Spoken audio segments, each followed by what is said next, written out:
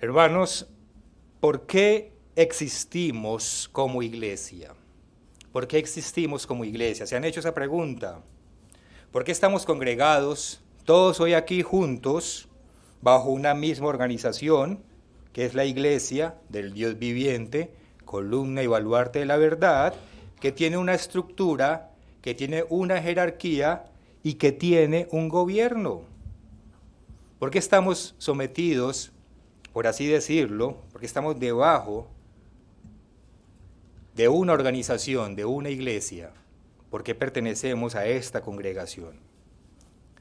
Hace algunos años conversaba con una persona que hace mucho tiempo estuvo en la iglesia, muchos años atrás, ya no está en la iglesia, y esta persona me decía que la iglesia, como un cuerpo organizado, con una estructura, con una organización jerárquica, con un gobierno, y como un lugar de encuentro, de asamblea o de reunión cada sábado, él me decía que esto no tiene necesidad o razón de existir en la actualidad. Me decía que cualquier persona, desde su hogar, podía guardar el sábado y podía predicar. Podía tener su mini iglesia, por así decirlo, en la sala de su casa. Y podía hacerlo todo bajo la autoridad de Cristo sin ningún problema. Que no había necesidad de estar sometido a ninguna institución. Y tampoco había necesidad de que todos estemos reunidos en un solo lugar. Entonces yo le respondía que el ejemplo que vemos en la Biblia, pues no es ese. El ejemplo es diferente. Lo que vemos en la Biblia es que Cristo dejó una iglesia organizada, una iglesia estructurada, con jerarquía, y que los apóstoles siguieron ese ejemplo de Cristo. Estaban organizados con una estructura y con una jerarquía, y que había lugares específicos a los cuales ellos iban a congregarse. Y él me decía que sí, que la Biblia pues sí da esos ejemplos, pero que eso era necesario para la iglesia de ese entonces, para la iglesia de la primera era, pero que en la actualidad pues ya no necesitamos de eso, que eso eran más bien cosas propias de las religiones del mundo. Entonces la pregunta para nosotros ¿es eso cierto? ¿Es eso cierto? No necesitamos de una autoridad o de un gobierno. Cualquiera de nosotros puede tener su mini iglesia o su grupo de estudio, como lo quiera llamar, en la sala de su casa, porque todos somos capaces de ser maestros en la actualidad. Somos hoy en día todos maestros. Pues ustedes dicen reiteradamente no, porque sabemos que no es así. No es cierto. Porque el ejemplo claro que nos dio nuestro Señor Jesucristo es que hay una iglesia organizada y estructurada y hay un lugar de congregación. Acompáñenme al Evangelio de Lucas, en el capítulo 4. Lucas capítulo 4. Y leamos a partir del versículo 14. Lucas capítulo 4, versículo 14. Dice: y Jesús volvió en el poder del Espíritu a Galilea, y se difundió su fama por toda la tierra de alrededor. Y miremos lo que dice el versículo 15. Y enseñaba, ¿en dónde? En la sinagoga de ellos, y era glorificado por todos. Versículo 16. Vino a Nazaret, donde se había criado. Y en el día de reposo, es decir, en el día sábado, entró en la sinagoga, conforme a su costumbre.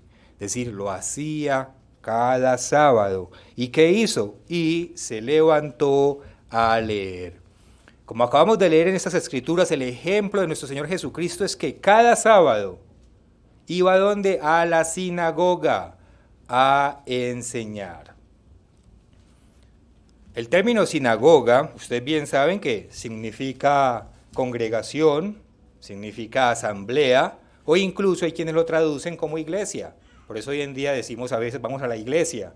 En realidad estamos diciendo vamos a la congregación, vamos a la asamblea o vamos a la convocación. Eso significa el término sinagoga. Y el diccionario Douglas Tenney dice que el propósito principal de la sinagoga no era el culto público, sino la instrucción en las Sagradas Escrituras. Entonces nuestro Señor Jesucristo iba cada sábado a la sinagoga, a la congregación o al lugar de reunión o iglesia, como la queramos llamar, no a realizar un culto con una banda musical, a cantar y a gritar desenfrenadamente. ¿A qué iba? Lo acabamos de leer. Iba a enseñar. Iba a enseñar. En el mundo moderno se desvirtuó mucho el concepto de lo que es iglesia, sinagoga o congregación. En el mundo religioso moderno. Piensan que la iglesia es el edificio y piensan que ellos van a hacer ese avivamiento que hacen.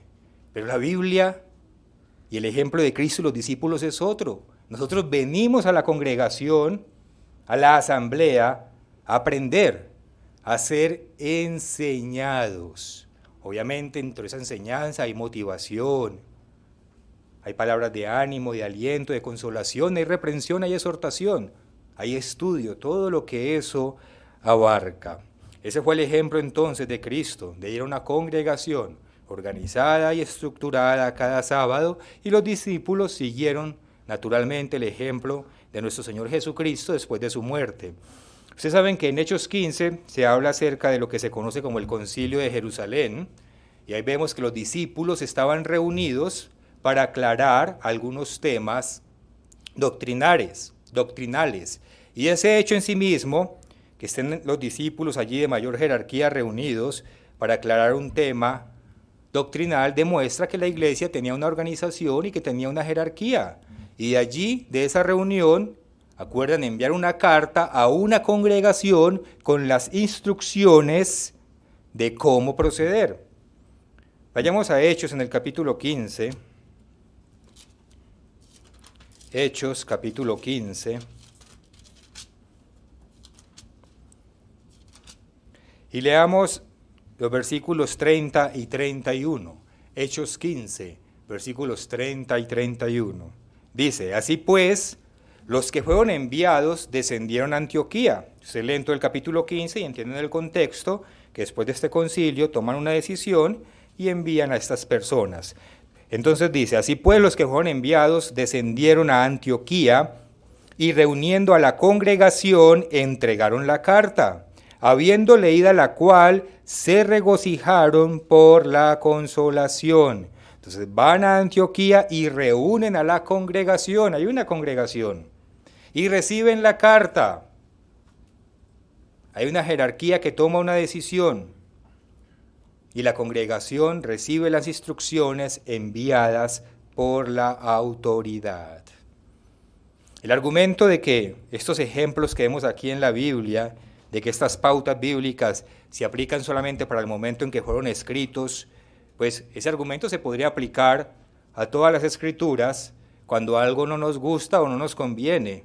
Entonces terminaríamos dejando toda la palabra de Dios sin efecto en la actualidad. Entonces, pues es un argumento que bien sabemos que se cae por su propio peso. Muy bien, con esto en mente y con esto claro, los invito a que hoy estudiemos los beneficios de mantenernos unidos como congregación, como sinagoga o como iglesia.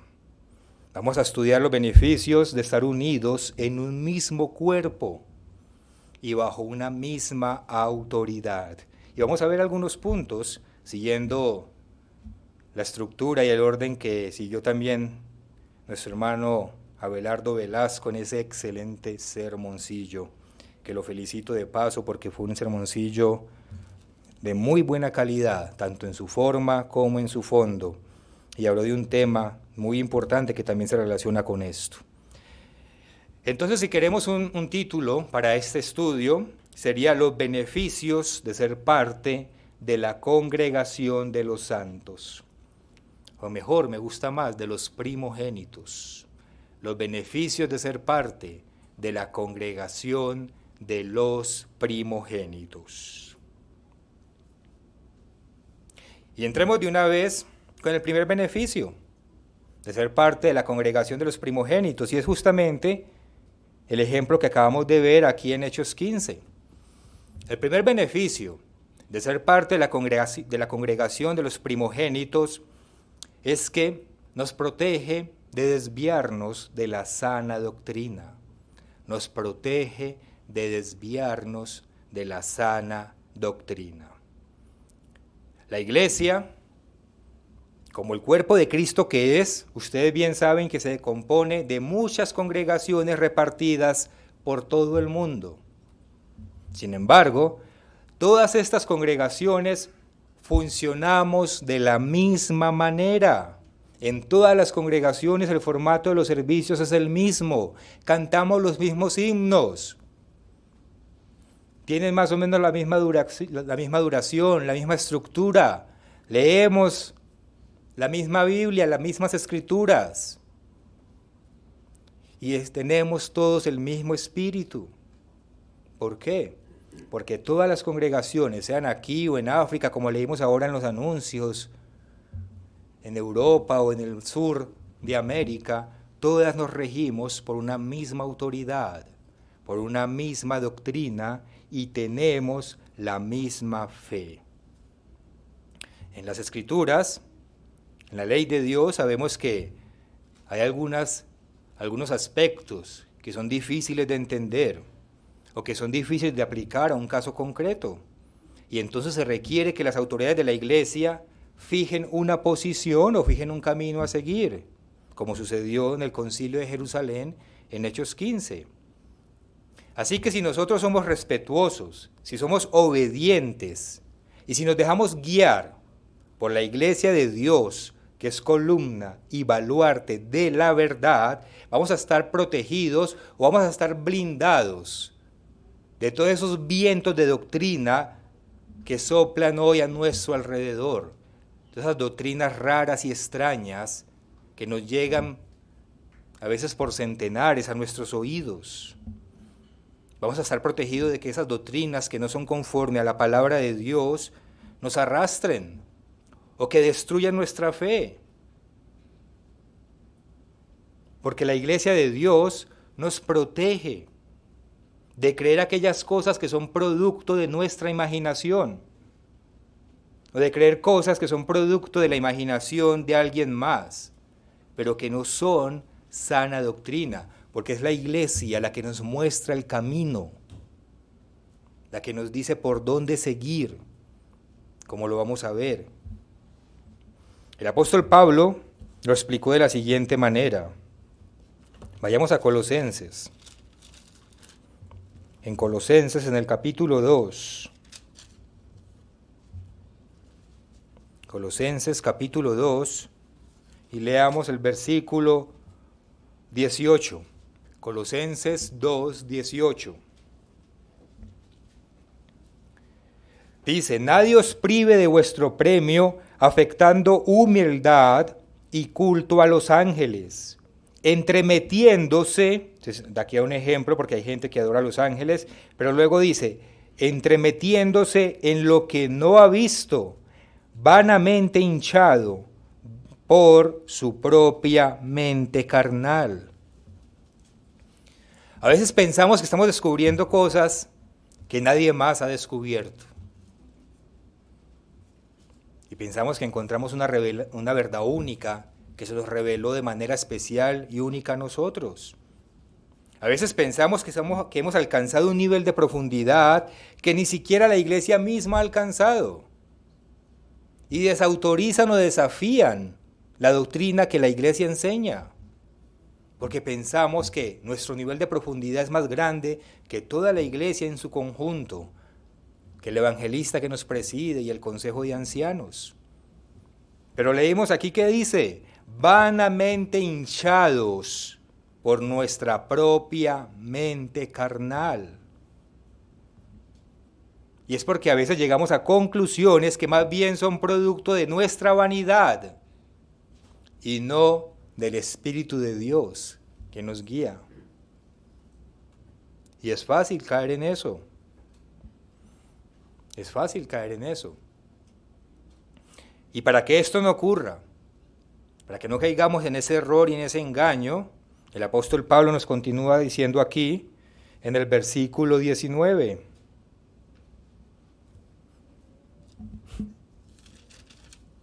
Colosenses 2, 19. Dice, y no asociándose de la cabeza, en virtud de quien todo el cuerpo, nutriéndose, y miremos detalladamente esta escritura, dice, no asociándose de la cabeza, en virtud de quien todo el cuerpo, nutriéndose y uniéndose por las coyunturas y ligamentos, crece con el crecimiento que Dios da. ¿Quién es esa cabeza? Esa cabeza es Cristo. Esa cabeza es Cristo. Y esa cabeza está unida ¿a quién? Al cuerpo que es ¿quién? Su iglesia, que nos instruye y nos da el crecimiento.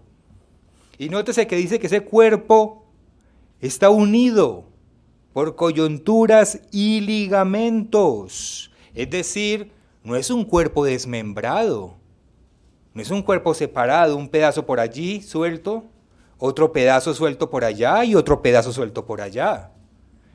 Así no es el cuerpo de Dios. El cuerpo de Dios no está separado sin ninguna conexión alguna, es todo lo contrario, dice que está unido, como está unido nuestro cuerpo por coyunturas y ligamentos. Está armoniosamente estructurado. Y es por eso que es importante que entendamos que esa nutrición que dice aquí, que somos nutridos y que nos da el crecimiento, no viene de otras iglesias que predican un falso Cristo. El alimento que nos nutre no viene de otras iglesias que guardan el domingo. Esas iglesias no están unidas al cuerpo de Dios.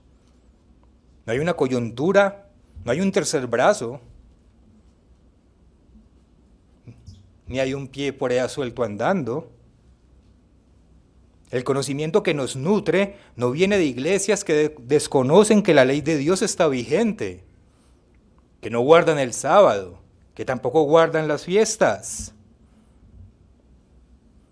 Así en algunos momentos digan frases muy inspiradoras y muy motivadoras. De ahí no viene el conocimiento que nos nutre. Porque eso contradeciría lo que estamos leyendo aquí. El cuerpo de Dios, el cuerpo de Cristo, no está desmembrado en 1000 pedazos. El cuerpo de Cristo no está en caos. Está unido, en armonía, alimentado directamente por la cabeza que es Cristo, con todos sus miembros, cada uno puesto en su lugar. Hay una sola cabeza, hay un solo verdadero Cristo, y hay un solo cuerpo perfectamente unido en todas sus partes. Es tiempo, hermanos, de que reaccionemos. A veces vemos frases muy lindas y nos dejamos llevar por la frase. Y no nos damos cuenta de quién la hizo, por qué la hizo y lo que hay detrás de ella. Porque nos dejamos atrapar por la misma corriente que tiene atrapado y embelesado al mundo. A veces se para alguien y dice, no, la vacuna es la marca de la bestia. Y le creemos más a ese que a lo que dice la iglesia. Ay, es que la iglesia entonces está débil, está tibia, o le da miedo decir la verdad. ¿Será eso?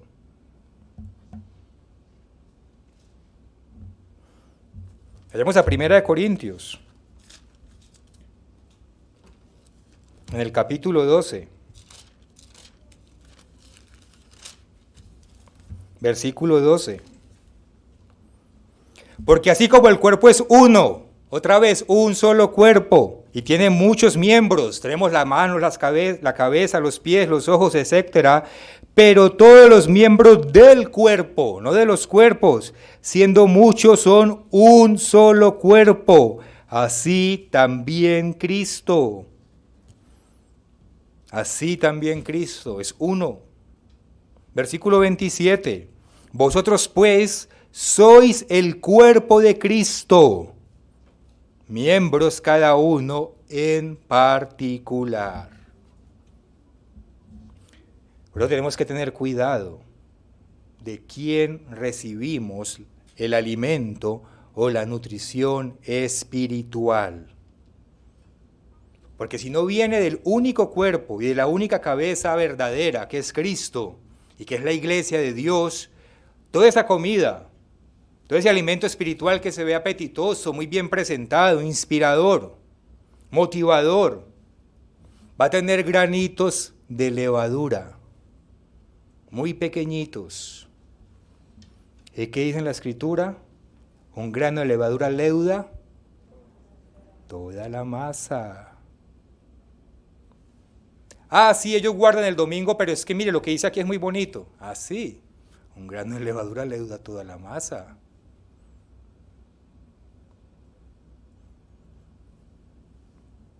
Va a infectar toda la palabra de Dios. Y nos vamos a tragar esa levadura sin darnos cuenta, embelesados por la apariencia. Como ese sermón que escuchamos hace unos días atrás, unos sábados atrás, de la falsificación de la fe. Palabras muy bonitas, pero sin contenido. Sonaban muy espectaculares, pero usted mira en un fondo y no tiene nada de fondo.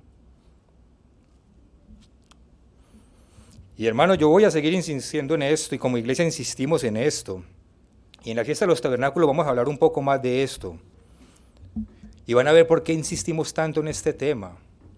Unas investigaciones que estamos haciendo. Vamos a ver por qué funcionan los mensajes como funcionan y por qué se envían, para que ustedes sepan y tomen sus decisiones con un conocimiento pleno de lo que están haciendo. Entonces el alimento que realmente nos nutre viene de la iglesia de Dios. No viene del mundo, no viene de las iglesias del mundo. Tienen que tener eso claro y no pueden ser como tal vez sí, tal vez no. Hay que estar seguro de dónde estamos. Hay que crear la identidad del lugar en el que estamos. Hay que amar el lugar en el que estamos. Todo eso genera tibieza. Todo eso hace que estemos mirando otros lugares y no nos concentremos aquí con nuestros hermanos en la verdadera congregación de los primogénitos. Y nos distrae la verdad. Y hace que descuidemos otros aspectos en los que deberíamos enfocarnos como congregación, como lo vamos a ver más adelante. No caigamos en esa distracción del mundo. No caigamos en eso. El alimento viene de la iglesia de Dios, no del mundo, ni tampoco de nuestras propias ideas, ni tampoco de nuestra propia imaginación. Vamos a segunda de Pedro. Segunda de Pedro, capítulo 1. Y leamos el versículo 20. Segunda de Pedro, capítulo 1, versículo 20. Entendiendo primero esto, que ninguna profecía de la Escritura es de interpretación privada. Porque nunca la profecía fue traída por voluntad humana, sino que los santos hombres de Dios hablaron siendo inspirados por el Espíritu Santo. Así que no es como cada uno de nosotros quiera entender las cosas. Es como Cristo lo inspira a su iglesia, a sus siervos. Si nosotros entendemos esas escrituras que estamos leyendo, si las aceptamos, si tenemos fe en que Cristo realmente es la cabeza de su iglesia y que la dirige, vamos a estar blindados y protegidos de desviarnos de la sana doctrina. Cuando lleguen doctrinas raras, miren a la iglesia, qué dice la iglesia, y en ese momento tengan fe en que Cristo es la cabeza de esta iglesia y es la que nos dirige. Y eso entonces es una ventaja, una bendición de ser parte de esta congregación de los primogénitos, porque recibimos ese verdadero alimento espiritual que nos nutre y que nos da el verdadero crecimiento, protegiéndonos de ser arrastrados por cualquier viento de doctrina, que en algunos casos, y lo hemos visto, incluso llegan a destruir la fe de muchos hermanos. Se dejan confundir y se dejan arrastrar por no tener fe en lo que la iglesia predica como la verdad. Muy bien, ese es un primer beneficio. Un segundo beneficio de ser parte de la congregación de los primogénitos es que por medio de ella somos protegidos de caer en los vicios y las tinieblas del mundo. Por medio de ella somos protegidos de caer en los vicios y en las tinieblas del mundo. Porque tenemos una misma doctrina, tenemos una misma ley y tenemos una misma fe, estamos hoy aquí congregados juntos en la asamblea. Porque tenemos todo eso en común. Estamos aquí en comunión, tenemos cosas en común con Dios y con nosotros mismos. Vayamos aquí un poquito más adelante a Primera de Juan, en el capítulo 1. Primera de Juan, capítulo 1, versículo 3. Aquí se nos dice: lo que hemos visto y oído, eso os anunciamos, para que también vosotros tengáis comunión con nosotros. Y nuestra comunión verdaderamente es con el Padre y con su Hijo Jesucristo. Ahora bien, ¿qué es la comunión? ¿Qué es la comunión? Pues la comunión es una relación en la que dos o más personas tienen algo en común. Es una relación en donde un grupo de personas tienen cosas en común. Pero la comunión que Dios espera de nosotros y la comunión que debemos tener entre nosotros y con Dios va más allá de que compartamos algunos aspectos como la fe, que son importantísimos, como la doctrina o como la ley, etcétera, etcétera. Porque lo que Dios espera de nosotros es que tengamos en común nuestra vida misma. Es lo que Dios espera, que nosotros tengamos en común nuestra vida misma, primero con Dios y de ahí con nuestros hermanos. Esa es la comunión que Dios espera, no de unos aspectos aquí y unos aspectos allá, sino de nuestra vida como tal. El término comunión, ustedes saben que proviene del griego koinonía y se aplica también a un grupo de personas o de socios que participan en una misma empresa u objetivo. También se aplica eso, el término comunión, a un grupo de personas o socios que tienen una misma empresa, que tienen un mismo objetivo, es decir, tienen una causa común, tienen una meta común, tenemos un destino, por así decirlo, común. Y esa es nuestra comunión. Nuestra comunión nos lleva a que persigamos todos el mismo objetivo común. Y ese objetivo común que ustedes y yo perseguimos abarca todos los aspectos de nuestra vida. Por eso es que no es solamente una cosa, dos o tres, porque nuestra fe se esparce a todos los aspectos de nuestra vida. Y una vez escuchaba una noticia, hace muy poco, hace 2 semanas, yo casi me arranco los pelos. Llega el periodista y entrevista a un juez. El juez fue noticia porque se negó a dictar una sentencia a favor de un matrimonio homosexual. Entonces el juez dijo, eso va en contra de mis creencias.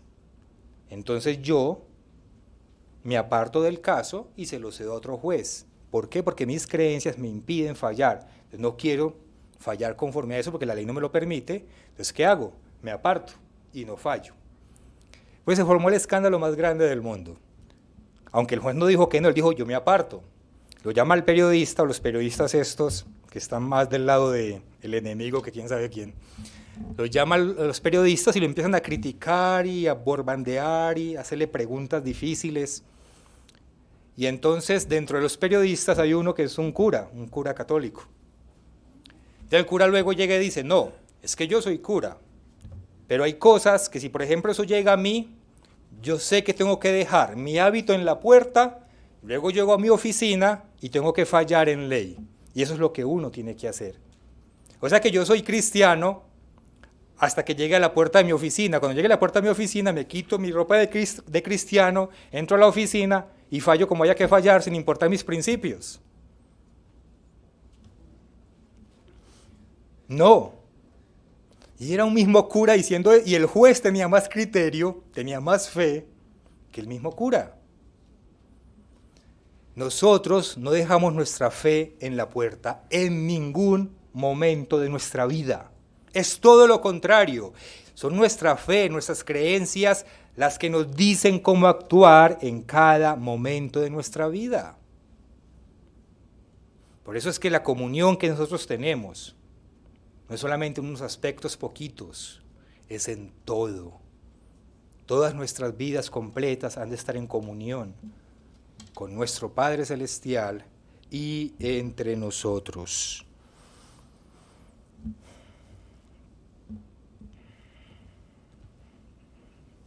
Hermanos, hay que tener en cuenta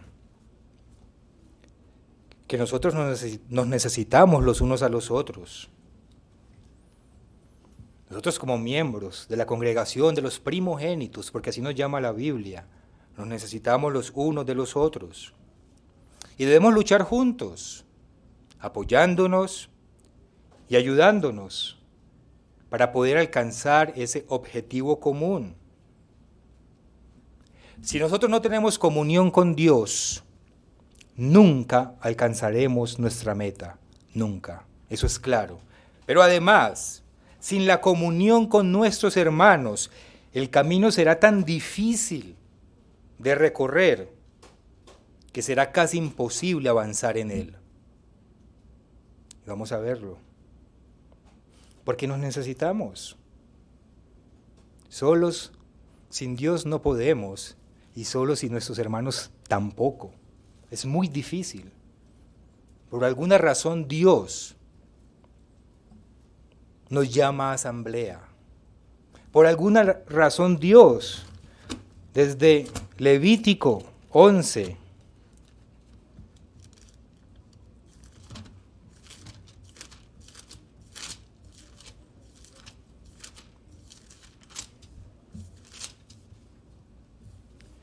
no, perdón, 23. Desde Levítico 23. ¿Qué es lo primero que dice cuando habla de las fiestas? Habla de la asamblea semanal. Levítico 23, 23:3. 6 días se trabajará, mas el séptimo día será de reposo. Santa convocación, asamblea, congregación, sinagoga, iglesia. Ningún trabajo haréis, día de reposo es del Eterno en donde quiera que habitéis. Por alguna razón Dios desde el principio ordenó que hubiese una congregación, que nos uniéramos los sábados. Porque como hermanos debemos conocernos, porque como hermanos nos necesitamos, porque como hermanos debemos apoyarnos para poder avanzar en este camino, porque solos va a ser muy difícil que lo logremos. Estamos luchando contra un mundo que se opone a nosotros. En Primera de Juan, en el capítulo 3, y en el versículo 13 leemos: hermanos míos, no os extrañéis si el mundo os aborrece. Entonces, si estamos haciendo las cosas bien, en el mundo no nos van a amar, en el mundo no nos van a apoyar, no vamos a encontrar lo que necesitamos. Si estamos haciendo las cosas bien, ¿qué nos dice la palabra de Dios? Entonces no se extrañen de que el mundo los aborrezca. Y entonces, ¿en dónde encontramos el apoyo? en la congregación de los primogénitos. El mundo nos aborrece porque no andamos según el mundo. Y por eso intenta devorarnos o intenta destruirnos o absorbernos a su corriente. Y esta es la razón por la cual la comunión entre nosotros debe trascender, debe ir más allá de solamente congregarnos los sábados. Ya que si nosotros obedecemos correctamente la ley de Dios y si practicamos correctamente nuestra fe, como efecto de eso, como consecuencia de eso, nos vamos a apartar del mundo. Eso es lo que se llama santidad. Y eso lo sabemos bien. Esa es la santidad, el apartarnos del mundo porque hacemos las cosas diferentes en obediencia a la palabra de Dios. Y cuando nos apartamos del mundo, ¿con quién nos juntamos? Con el pueblo de Dios, con nuestros hermanos. Y esa comunión con nuestros hermanos va a formar un escudo, va a formar una especie de protección que nos va a ayudar a protegernos contra las tinieblas y la perversión que hay en el mundo allá afuera. Y eso es fácil de entender porque si compartimos entre nosotros, si buscamos tiempo para llamarnos, si buscamos tiempo para visitarnos entre nosotros, si buscamos tiempo para cenar, para platicar entre nosotros, para dar un paseo, tal vez para caminar, para hablar un poco de las cosas de Dios, para contarnos nuestros problemas y nuestras necesidades. Es decir, si nosotros socializamos entre nosotros, eso nos va a proteger, nos va a librar de ser influenciados, tentados y hasta presionados por esos amigos que podemos tener en el mundo a que hagamos cosas que sabemos que a Dios le desagradan. Dudo que haya alguno entre nosotros que no haya transgredido alguna vez la ley de Dios por la presión o la influencia de algún amigo. Que levante la mano el que nunca.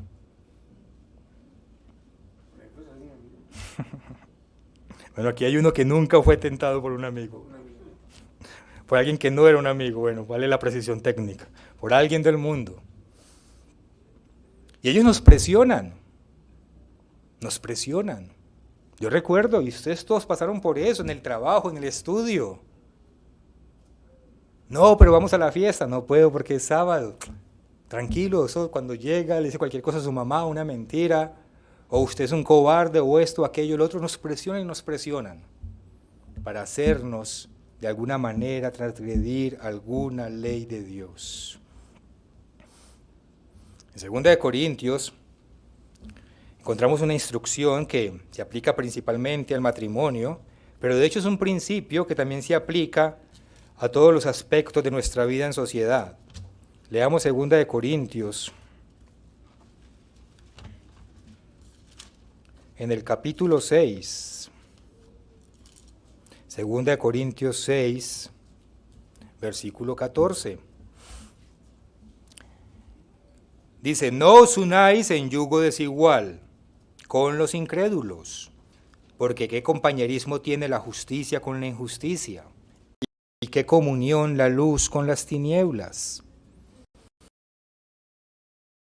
Y hay una versión que se llama la Biblia hispanoamericana, que lo traduce así, no se asocien con incrédulos formando una pareja desigual.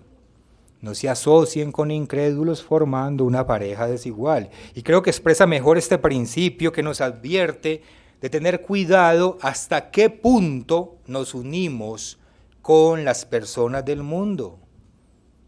Hasta qué punto hacemos intimidad con las personas del mundo. Tenemos que compartir muchas cosas con las personas del mundo, eso es verdad. Pero ¿hasta qué punto los dejamos entrar en nuestra vida personal? Sigamos leyendo. Aquí en 2 Corintios 6, versículo 15. Dice, ¿qué concordancia Cristo con Belial? ¿O qué parte el creyente con el incrédulo? ¿Y qué acuerdo hay entre el templo de Dios y los ídolos? Y recuerden que la idolatría va mucho más allá de una estatua. El amor al dinero, a cualquier cosa que esté primero que Dios es idolatría. Porque vosotros sois el templo del Dios viviente, como Dios dijo, habitaré y andaré entre ellos y seré su Dios y ellos serán mi pueblo. Pero somos ese templo si andamos en santidad, por lo cual salid de en medio de ellos y apartaos, dice el Señor, y no toquéis lo inmundo, y yo os recibiré, y seré para vosotros por Padre, y vosotros me seréis hijos e hijas, dice el Señor Todopoderoso. Más clara no puede ser la instrucción de Dios. Nos dice, ¿qué tiene usted en común? ¿Qué tiene usted realmente en común con esa persona que vive de la manera en que vive, transgrediendo en todo momento la ley de Dios? Ahora, esta escritura hay que entenderla en su justa proporción. El apóstol Pablo no nos está diciendo que no tengamos ningún contacto con las personas allá afuera. No está diciendo eso, como algunas religiones allá afuera pues a veces lo predican. Ustedes saben que hay religiones que no le hablan a uno porque piensan que por el solo hecho de hablarle a uno se contaminan. Y entonces no le hablan a uno, sino nada más cuando les conviene o cuando le van a vender alguna cosa a uno. Ya hemos hablado de esto antes. Pero el apóstol Pablo no se está refiriendo a eso. El mismo apóstol Pablo dijo aquí en 1 Corintios, ustedes saben, en capítulo 5, en 1 Corintios 5, y en el versículo 9, el apóstol Pablo también dice, os he escrito por carta que no os juntéis con los fornicarios. Pero mire lo que dice, no absolutamente con los fornicarios de este mundo, o con los avaros, o con los ladrones, o con los idólatras, porque en tal caso sería necesario salir del mundo. Entonces, a eso no es lo que se refiere el apóstol Pablo. Armonizando estas dos escrituras, de 2 Corintios 6 y de 1 Corintios 5, ¿qué nos está diciendo entonces el apóstol?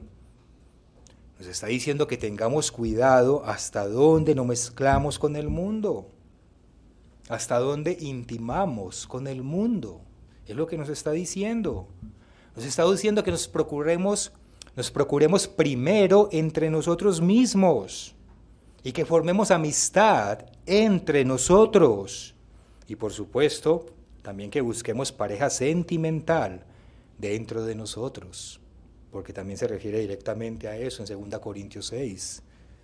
Debemos buscar pareja entre nosotros, puesto que eso nos va a llevar a que tengamos un mejor matrimonio y nos va a librar de muchos problemas en el camino. Así es como debemos entender esto. Cierto que tenemos contacto con el mundo y es normal, pero ¿hasta qué punto? ¿Quiénes son nuestros amigos? ¿Con quiénes generamos comunión? A eso se refiere. Hermanos, y es verdad que en la iglesia de Dios tenemos muchos defectos como personas. Eso es verdad. Y yo lo digo porque algunas personas en el pasado me han dicho, no, es que tal persona en el mundo es mi mejor amigo porque ni siquiera en la iglesia encuentro a alguien así. Es verdad que en la iglesia tenemos defectos, muchos. Yo y todos nosotros tenemos muchos defectos. Pero ¿y es que acaso la gente del mundo no los tiene? Claro que los tienen. Igual y muchas veces peores. El punto aquí es no enfocarnos en los errores de los hermanos. No enfocarnos en los errores de los hermanos, que sabemos que los tienen y que yo los tengo. Enfocarnos en las virtudes. Eso es lo que debemos hacer, enfocarnos en las virtudes. Tenemos una misma fe, tenemos una misma ley, tenemos las mismas costumbres, tenemos un mismo modo de pensar, tenemos un mismo modo de hablar, tenemos un mismo modo de alimentarnos, tenemos muchas cosas en común que nos permiten tener una vida más sana, más alejada de la contaminación. Tenemos cosas en común que nos crean identidad entre nosotros. Yo creo que les contaba a ustedes de que cuando llegaron nuestros hermanos nuevos, entre comillas, a Guatemala, yo hablaba con Karen y con la familia de ellos, con el papá y sus hermanas, y era como si los conociéramos de toda la vida, aunque era la primera vez que los veía. Pero como ellos se crearon en la iglesia desde mucho antes y conocían la misma fe que nosotros nos conocemos, pues teníamos todo en común, todo, y hablábamos con confianza, y cantábamos el himnario y se lo sabían como si hubiesen estado en la iglesia toda la vida. Tenemos una misma identidad. Esa es la comunión de nuestro estilo de vida que se genera por medio de la palabra de Dios, por tener una misma fe. Y por eso es que debemos compartir entre nosotros tanto como podamos. Y eso nos protege de ser influenciados negativamente por el mundo. Nos protege de estar expuestos a tanta maldad y perversión de la que somos bombardeados a diario. Yo recuerdo cuando estaba estudiando y cuando trabajaba, que mis amigos, pues, los conocidos con los que trabajaba, cada 3 palabras una vulgaridad, cada 3 palabras una vulgaridad, cada 3 palabras una vulgaridad. Y dígales algo, se burlaban de mí, el santurrón, el esto, el otro, vaya para acá, y no cambiaban. O fuman. Trabajando ahí en el ambiente de trabajo, 3 fumando y decía un mero, dígales algo, lo regañan a uno. Y uno respira y respira eso, y respire eso. En cambio, cuando compartimos entre nosotros, por lo menos en los momentos en que tenemos opción, pues si estamos en el trabajo, hagamos lo que podamos. Pero ¿por qué también llevar eso a otros momentos de recreación, de diversión, compartiendo con ellos para seguir recibiendo esa misma contaminación y esa misma influencia? Vulgaridad tras vulgaridad, el cigarrillo, los temas de los que hablan. Es ahí donde tenemos nosotros que marcar esa diferencia. Es ahí donde se aplica el discernimiento, el sano discernimiento de los que nos habla el apóstol Pablo. Y saber apartarnos en esos momentos y crear comunión entre nosotros. Y en esos momentos, por lo menos en esos momentos, estamos blindados de esa maldad, de esas vulgaridades, de la exposición al cigarrillo, de hablar de temas que no convienen, o de participar en cosas que no se deben. Yo espero que entendamos lo que se quiere decir con esto, y que entendamos la importancia de esto, y cómo el compartir, el pertenecer a la congregación de los primogénitos es una bendición. Si lo entendemos correctamente y si lo practicamos, si hacemos nuestra parte, porque tenemos que hacer nuestra parte. Miremos rápidamente otras ventajas o beneficios de ser parte de la congregación de los primogénitos. El tercer beneficio es que podemos compartir el peso de la carga. Podemos compartir el peso de la carga. ¿Sabía usted que ayudar a un hermano necesitado no es opcional, sino que es un deber de todo discípulo de Cristo? Ayudar a un hermano necesitado no es opcional, es un deber que cada uno de nosotros tenemos. Nuestro maestro nos dice en Mateo capítulo 25 lo siguiente.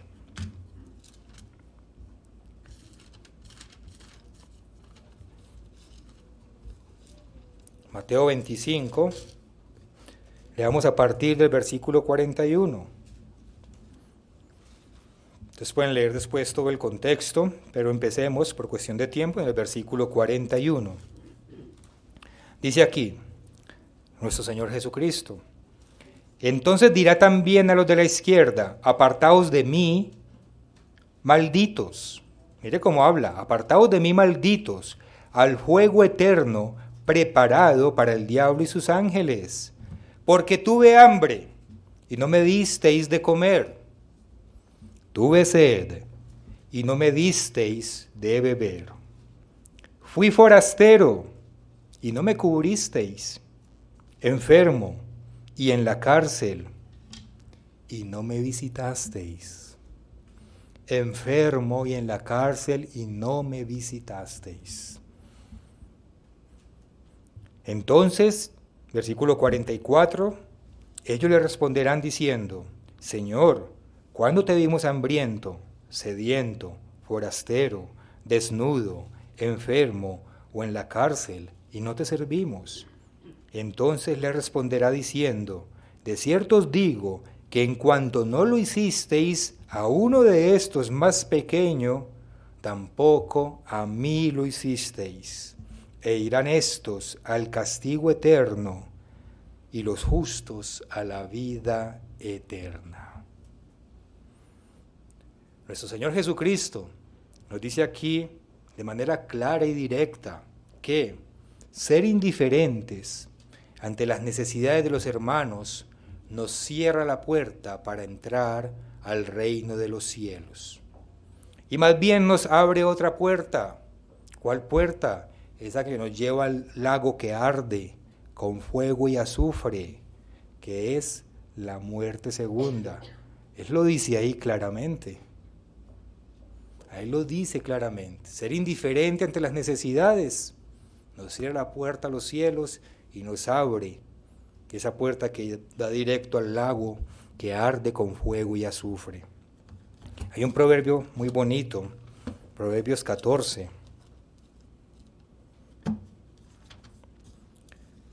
Proverbios en el capítulo 14 y versículo 31. Proverbios 14, 31. El que oprime al pobre afrenta a su hacedor, mas el que tiene misericordia del pobre lo honra. Descuidar al pobre, ser indiferentes con el hermano necesitado es una ofensa a Dios mismo. Aquí dice, afrenta a su hacedor, a su creador. Por el contrario, ser misericordiosos con el necesitado es honrar a nuestro creador. Es como si honráramos a Dios mismo. Así de importante es esto ante los ojos de nuestro Padre. Santiago capítulo 2.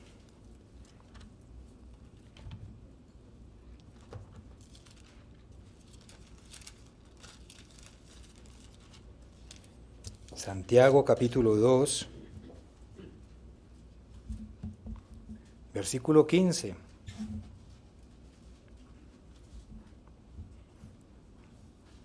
Y si un hermano o una hermana están desnudos y tienen necesidad del mantenimiento cada día, y alguno de vosotros le dice, id en paz, calentaos y saciaos, como, sí, ve en paz y caliéntate y haz lo que tengas que hacer, pero no le dais las cosas que son necesarias para el cuerpo, ¿de qué aprovecha? Así también la fe, si no tiene obras, es muerta en sí misma. Versículo 24. Vosotros veis, pues, que el hombre es justificado por las obras y no solamente por la fe. Versículo importantísimo que olvidan aquellos que dicen que la ley está derogada. Vosotros veis, pues, que el hombre es justificado por las obras y no solamente por la fe. Entonces parte del ejercicio de la fe, de la verdadera fe, se refleja en la ayuda que le brindamos a nuestros hermanos. Si hay fe verdadera en nosotros, parte de mostrar esa fe es ayudando al necesitado, especialmente a nuestros hermanos. Romanos, capítulo 12.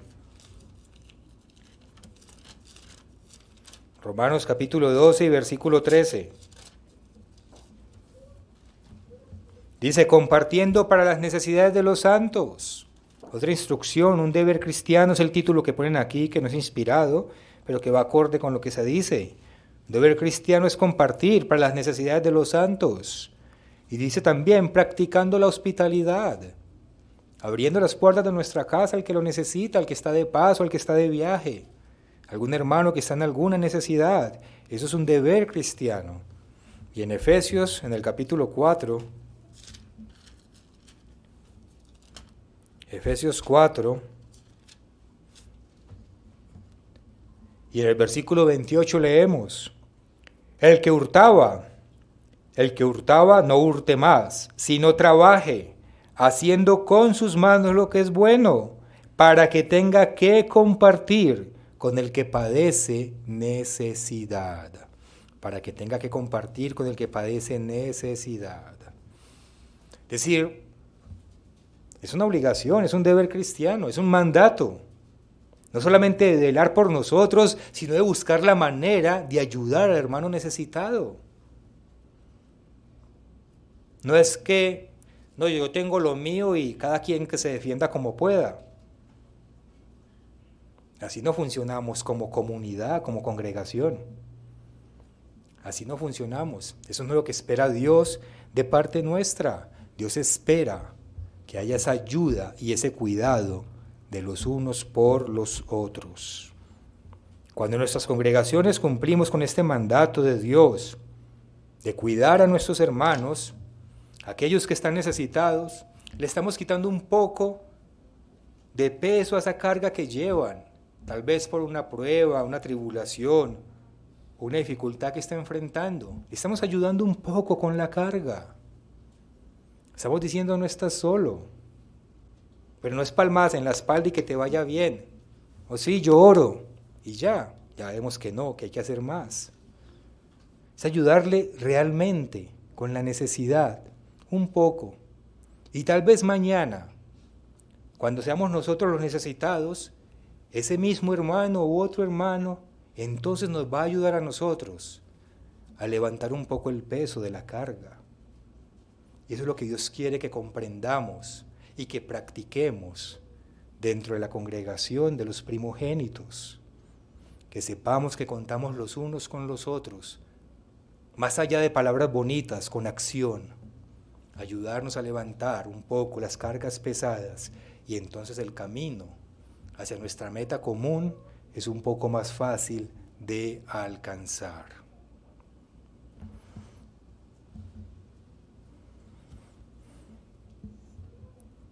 Un cuarto beneficio de ser parte de la congregación de los primogénitos es que tenemos un lugar para consolar y para ser consolados. Tenemos un lugar para consolar y para ser consolados. Romanos capítulo 12.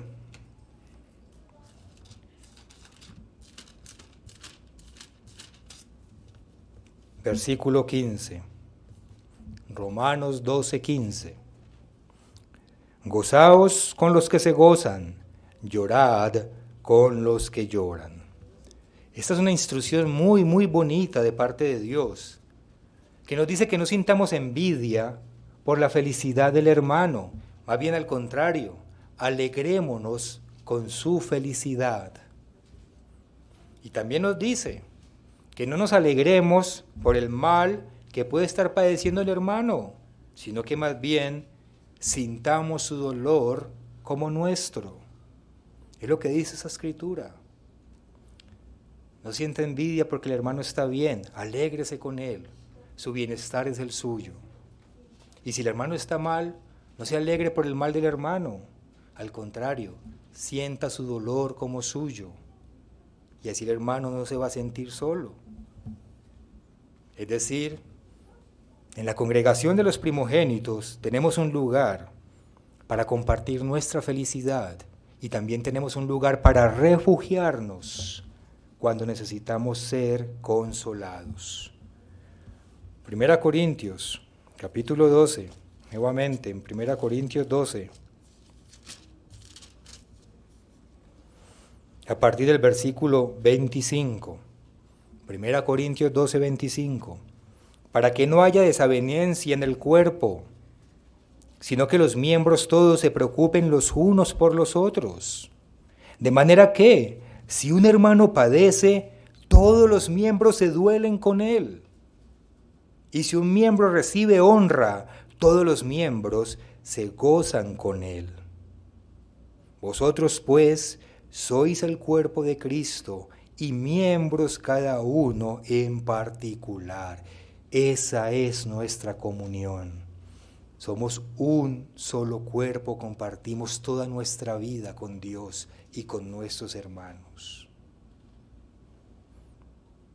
Estar distantes, apartes los unos de los otros, vernos nada más los sábados, llegar justo cuando empiezan los servicios e irnos cuando se acaban, está muy lejos de lo que Dios espera de nosotros. Y no vamos a entrar con una actitud de esas al reino de los cielos. Pueden estar seguros de ello, lo hemos leído. Dios quiere que hagamos comunidad entre nosotros, primero con Él y luego entre nosotros.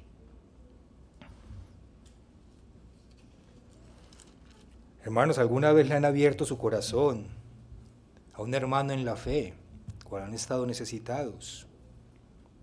Y han visto en los ojos de ese hermano cómo los comprende y cómo llora junto con nosotros. Y luego abre sus labios y nos instruye conforme a la palabra de Dios. Y entonces nos sentimos esperanzados, consolados. Sabemos que no estamos solos. Esa es una bendición que solamente se obtiene en la congregación de los primogénitos, cuando estamos haciendo correctamente nuestra parte. Eso es lo que Dios exige de nosotros.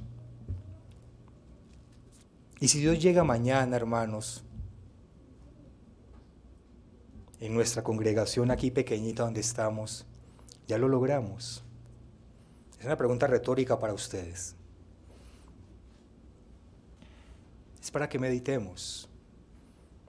Y si Dios llega mañana, esta congregación aquí en México, cualquiera la que nos está viendo, logramos ese grado de comunión. ¿O qué seguimos esperando? ¿O seguimos encontrando excusas para no es que, y entonces no hacemos, porque siempre habrá una excusa para no hacer lo que tenemos que hacer? Y temblemos, hermanos, un poco, temblemos, porque si no alcanzamos esta profundidad que Dios quiere entre nosotros, no entraremos al reino, no vamos a entrar. Entendámoslo. Podemos ser eruditos, podemos sabernos la Biblia de memoria, podemos tener las rodillas peladas de orar, pero si no ponemos todo eso por obra en esta forma en que lo estamos viendo, no entramos. Cristo lo dijo con palabras fuertes y directas. Tenemos que alcanzar comunión, tanto con Dios como entre nosotros. De otra manera nuestra fe estará muerta. No tendrá razón de ser. Un quinto beneficio de ser parte de la congregación de los primogénitos. Es muy lindo y se practica mucho en muchas partes.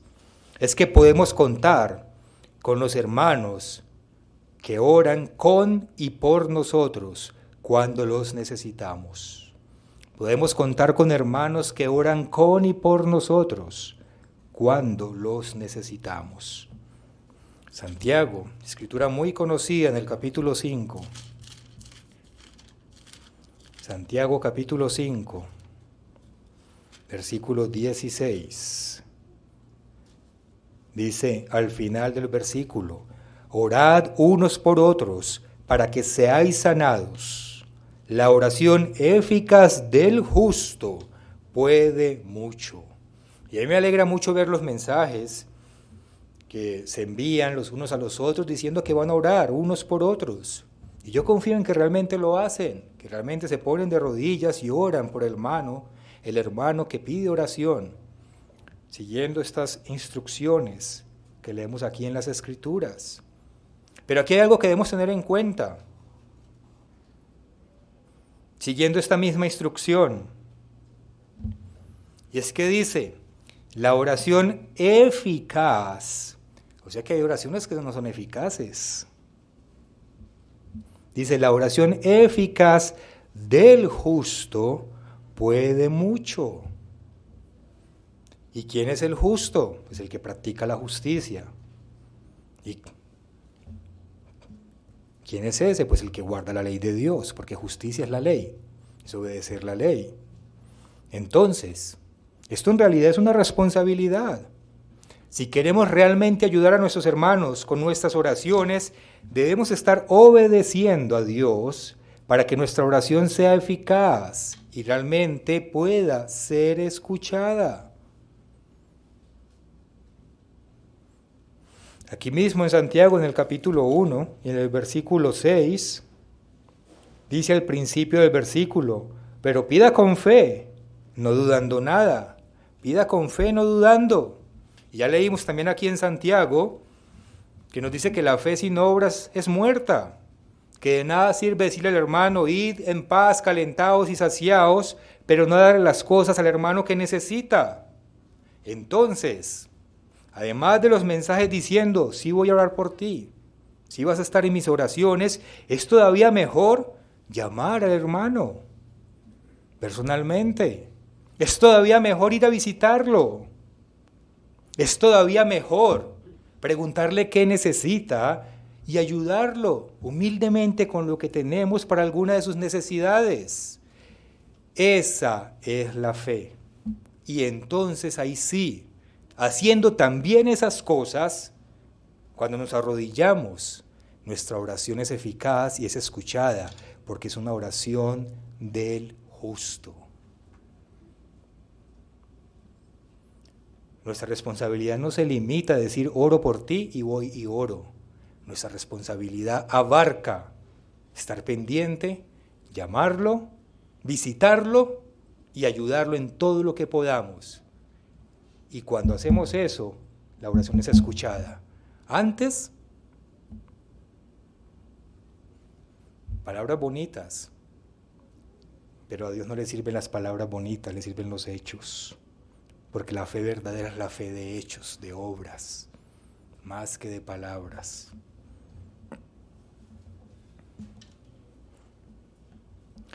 Aunque hay muchos más, voy a enumerar por lo menos un sexto beneficio de ser parte de la congregación de los primogénitos. Y es que en la congregación de los primogénitos aprendemos a mejorar nuestro carácter. Aprendemos a mejorar nuestro carácter y esto va mucho de la mano con el sermoncillo que nos dio nuestro hermano Abelardo Velasco, del perdón, cómo el perdón nos ayuda a crear ese carácter que Dios necesita. Proverbios capítulo 27. Proverbios 27, versículo 17. Dice, hierro con hierro se aguza, así y así el hombre aguza el rostro de su amigo. La versión Dios habla hoy lo dice más claramente. Dice, el hierro con hierro se afila. El hierro con hierro se afila. Y el hombre con otro hombre. Al compartir con nuestros hermanos de la congregación, pues vamos a encontrarnos con muchas situaciones que no nos van a gustar. Dios lo sabe. Dios lo permite. Vamos a encontrarnos con hermanos de muchas personalidades diferentes, que hacen cosas que a veces no nos gustan, que tienen hábitos que a veces no nos gustan y que no son pecados necesariamente, solamente son diferentes. Y Dios sabe, porque hay multitud de personas con diferentes caracteres o formas de ser. Pero eso Dios lo permite para perfeccionar nuestro carácter. Aceptar a nuestros hermanos con sus diferencias, aceptarlos con sus errores y perdonarlos cuando nos ofenden es parte de la preparación que Dios está haciendo con cada uno de nosotros. Y para eso tenemos que vivir o compartir en congregación, en unidad. Primera de Corintios, capítulo 6. Primera de Corintios 6, versículo 7. Dice aquí el apóstol Pablo, así que, por cierto, es ya una falta en vosotros que tengáis pleitos entre vosotros mismos. Y luego dice algo que sí es difícil de aplicar. Dice, ¿por qué no sufrís más bien el agravio? ¿Por qué no sufrís más bien el agravio? ¿Por qué no sufrís más bien el ser defraudados? Somos capaces de sufrir el agravio. Somos capaces de pasar por alto la ofensa y ya. No pedir venganza, no buscar retribución, no acusarlo con la mamá, con el papá ni con el ministro. Suframos el agravio. Somos capaces. Pues tenemos que ser capaces de lograrlo. Hay cosas que a veces hay que hablarlas, pero hay muchas otras que no hace falta, que se puede sufrir el agravio. Y cuidado que sufrir el agravio no es guardar el rencor aquí adentro. Como quien dice, pues entonces no lo volteo a mirar y se sienta en una esquina y el otro en la otra esquina y cuando la veo le volteo el pelo, ¿no? Eso no es sufrir el agravio. Sufrir el agravio es, no pasó nada, seguimos como hermanos. ¿Para qué? Para evitar una contienda, para evitar un pleito, para mantener la armonía, para mostrarle a Dios temple, carácter del que a Él le gusta, del que Él quiere, para eso. Tenemos que hacerlo si queremos lograr en el rey, si queremos entrar en el reino de los cielos. Primera de Pedro, capítulo 2.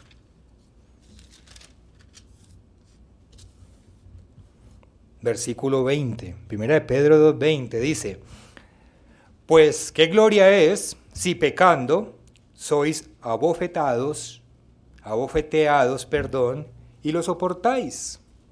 Es decir, si yo cometo un pecado y por eso recibo un golpe y soporto el golpe, pues eso no es ninguna gloria, es lo menos que te mereces por haber pecado, ¿no? Pero dice, más bien, si haciendo lo bueno sufrís y lo soportáis, esto ciertamente es aprobado delante de Dios. Eso ya es otra cosa, que aún haciendo lo correcto, me agreden y lo soporto, sufro la ofensa. Eso es lo que Dios realmente aprueba. Versículo 21, pues para esto fuisteis llamados. ¿Quién creyera? Fuimos llamados a eso, a soportar las ofensas, sin devolver mal con mal. Porque también Cristo padeció por nosotros, dejándonos ejemplo para que sigáis sus pisadas. Ahí está. Para que Dios nos apruebe, tenemos que alcanzar esto. Tenemos que llegar a ese dominio de carácter en el cual somos capaces de pasar por alto la ofensa, especialmente la de nuestros hermanos. Colosenses 3:13, para ir terminando en Colosenses en el capítulo 3 y versículo 13.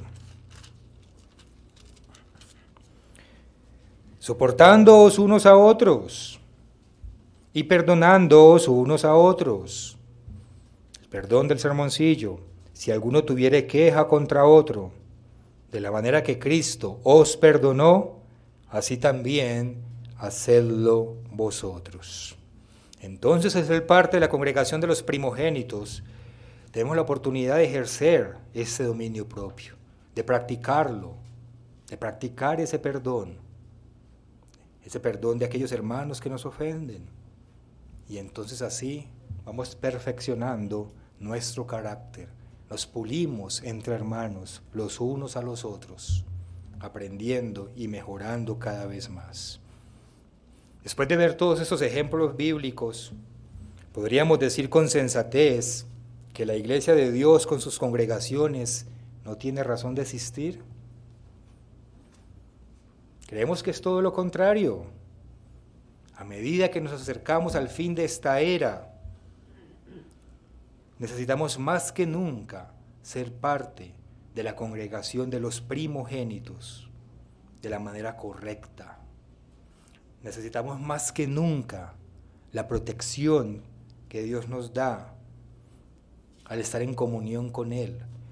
Necesitamos más que nunca la protección de la iglesia de Dios, que nos protege de las falsas doctrinas y nos alimenta y nos nutre de verdadero alimento, no de fábulas ni de fantasías, ni de doctrinas de hombres.